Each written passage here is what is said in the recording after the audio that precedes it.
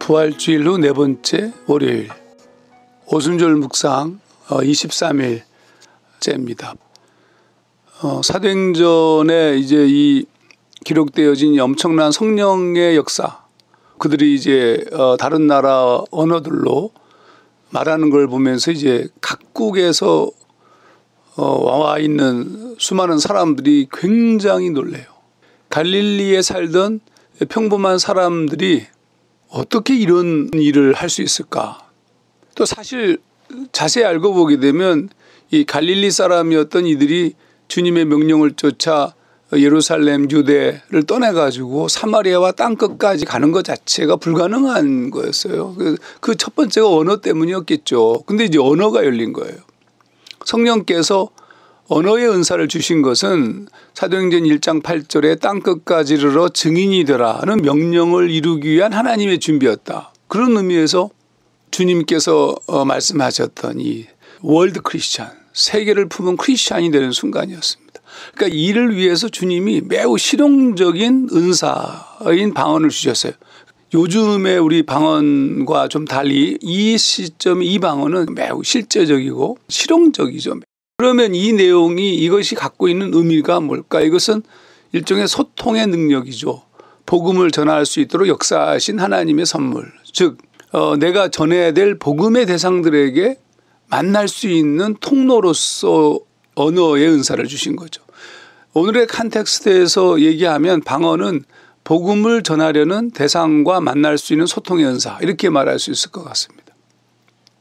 제가 1992년쯤 미국에서 시카고에서 공부하던 그때 30대 젊은 목사죠. 새벽에 기도하던 중에 주님이 저한테 주신 비전이 뭐냐면 조국에 잃어버린 청년들을 회복하라, 이런 부르심이었어요. 근데 굉장히 막연하죠. 30대의 초반에 하정하니까 뭘 하겠어요. 뭐 전혀 모르죠. 또 어떻게 무엇을 하라는 것이죠? 라는 물어봐도 답이 보이지 않아요. 그 이후로 지금 30년 가까이 지난 겁니다.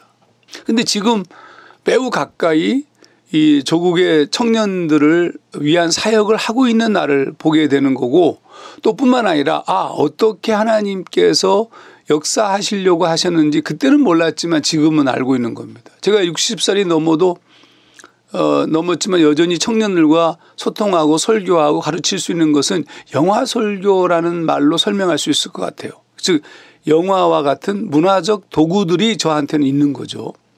뭐 시, 사진, 노래, 그림 할 것 없이 만나는 통로가 있는 거예요, 저에게는.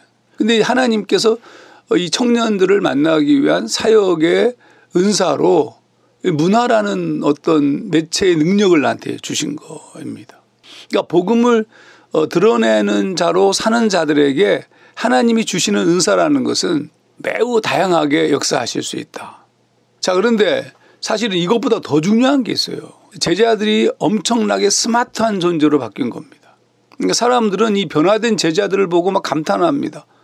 사도행전 4장 13절 말씀 보면 어리석고 본래 배운 것이 없는 천한 사람이었던 제자들의 모습에 감동하죠.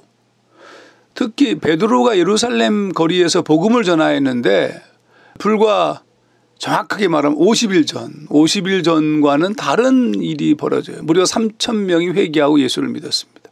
전혀 다른 새로운 피조물이었던 거죠. 성령이 임하는 현상 중에 하나는 우리의 변화와 성장을 이룬다는 겁니다. 실제로 다른 존재로 살게 됩니다. 그렇게 되지 않을 방법이 없어요. 성령의 역사가 원래 그런 겁니다. 그러므로 내가 성령의 충만함을 체험한다는 것은 우리가 끊임없이 새로워지고 변화된다는 의미라는 거.